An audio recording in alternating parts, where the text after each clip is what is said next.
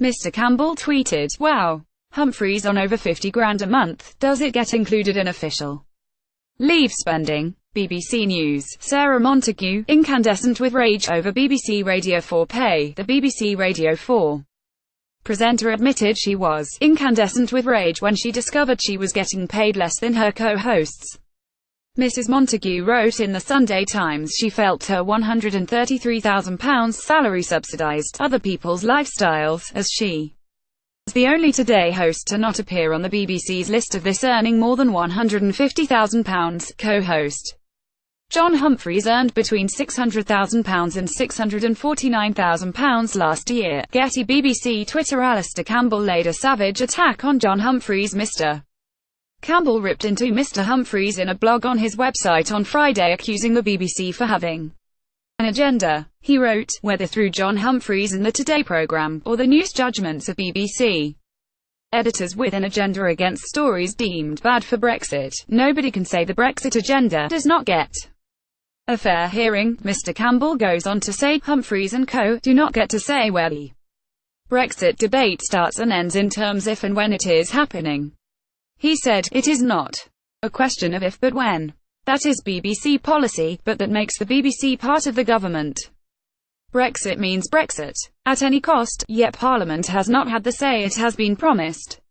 The terms on which the UK may leave have not been agreed. What if, in examining the Brexit negotiations and the impact of Brexit on the UK and the wider world, there is evidence to be reported on that impact being negative? What if that led to political and public opinion wanting a say on the final deal?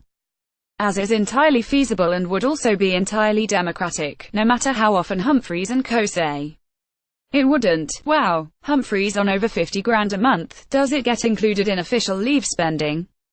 BBC News. Sarah Montague, incandescent with rage over BBC Radio 4 pay. https://t.co/ac7cuhe34. Alastair Campbell, at Campbell Claret, April 8, 2018. The BBC's role is to cover the debate, not say where the debate ends while it is still going on. In his blog, he slammed the BBC for becoming an echo chamber for our government, and said the BBC needs to find their spine. Mr. Campbell said, "Sadly, on Brexit, that is what it is in the main doing right now. There are voices within the BBC, privately, saying so.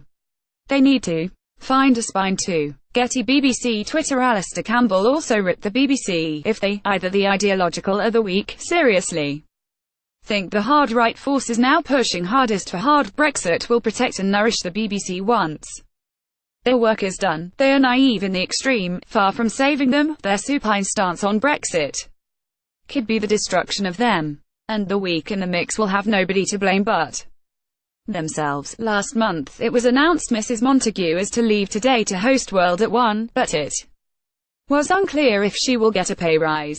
A BBC spokesman told the Express.co.uk, the BBC continues to report Brexit impartially and features a wide range of different perspectives across our news coverage. Our journalists report independently and without fear or favour.